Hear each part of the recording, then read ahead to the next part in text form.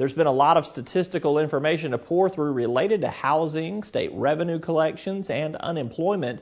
I caught up earlier with Talk Business contributor and mortgage banker David Taylor to go inside the numbers. David, let's start with an area you're very familiar with, and that is the state's housing market. The numbers this past July, which were just recently released, show some improvement over a year ago. Home sales up about 20% in a year-over-year comparison. How should we interpret these results? With caution.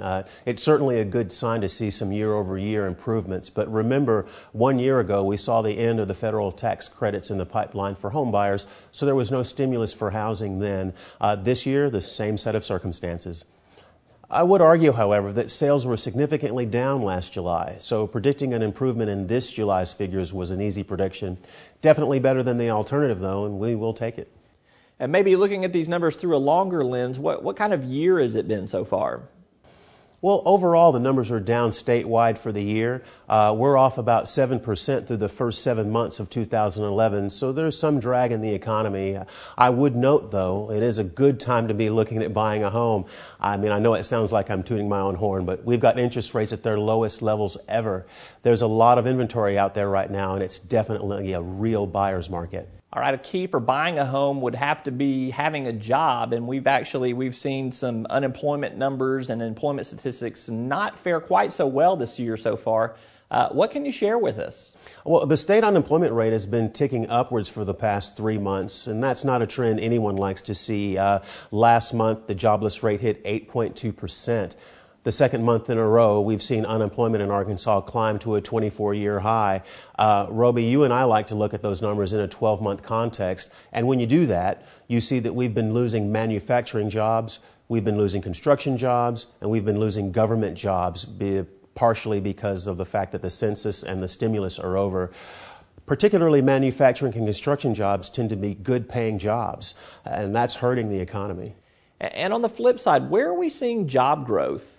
We're seeing job growth in two areas where we tend to see lower paying jobs, hospitality and in administrative jobs in the professional and business sector. And you've reported on an interesting phenomenon with mass layoff statistics. I'd be interested in hearing a little more of your take on that. Well, yeah, I mean, those mass layoff statistics you're referring to, a mass layoff is basically when you've got more than 50 people that have been laid off in a short period of time. And what we saw in the analysis that we did that you've alluded to is in the first quarter of this year, we saw Arkansas only have about 12 of those mass layoff events, which is very low compared to the last 2 or 3 years. But what we've seen in the last quarter over this summer is that they have spiked to as many as 61 mass layoff events as of the end of July. So you've got quite a bit of activity going on in terms of mass layoffs there. And I think that when you put this analysis in the mix with the other statistics that we've been talking about, it explains the lack of consumer and business confidence that we've been seeing, and it explains the slowdown in consumer spending that we've been seeing. Yeah, that's very interesting, and I think that you're absolutely right, especially when you mention a slowdown in consumer spending. And the latest revenue report from the state shows gross receipt collections down about 11% for the first 2 months of the fiscal year and off 13% from forecast.